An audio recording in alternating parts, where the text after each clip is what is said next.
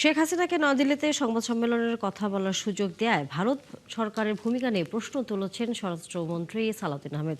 BBC বাংলাকে তিনি বলেন, শেখ হাসিনাকে ভারত সরকার গণমাধ্যমে কথা বলার সুযোগ কেন দিল সেটি জানতে চায় বাংলাদেশ।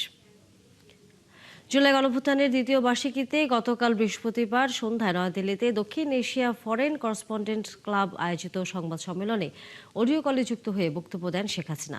পরে সাংবাদিকদের বিভিন্ন প্রশ্নের জবাবও দেন তিনি। এই ঘটনায় বাংলাদেশ সরকারের পক্ষ থেকে ক্ষুব্ধ প্রতিক্রিয়া জানানো হয়েছে। গতকাল রাতেই পররাষ্ট্র মন্ত্রণালয়ের এক বিবৃতিতে বলা হয়, পলাতক দণ্ডপ্রাপ্ত গণহত্যাকারী শেখ হাসিনাকে নয়াদিল্লিতে সরাসরি গণমাধ্যমের সাথে কথা বলার অনুমতি দেয়ায় বাংলাদেশ ক্ষুব্ধ হয়েছে। সেখানে তিনি এবং তার সহযোগীরা বাংলাদেশ রাষ্ট্র ও এর জনগণের বিরুদ্ধে বিষাক্ত ঘৃণা ছড়িয়েছেন। গণঅভ্যুত্থানে 2024 সালের 5 অগস্ট ক্ষমতাচ্যুত হয়ে দেশ ছেড়ে ভারতে পালিয়ে যান শেখ হাসিনা। তখন থেকে তিনি ভারতে আশ্রয় নিয়ে আছেন।